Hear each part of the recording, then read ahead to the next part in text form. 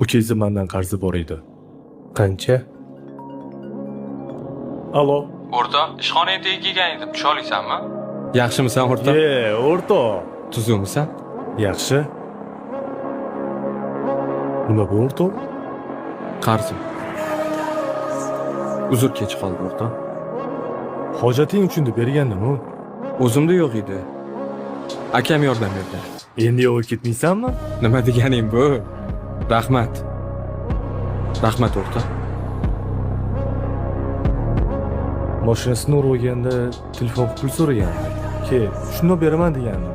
Faqat qarzga deb turib oldi. Bo'lmasa olmayman dedi. Hozir bitta narsa beraman. Faqat noto'g'ri tushunmang.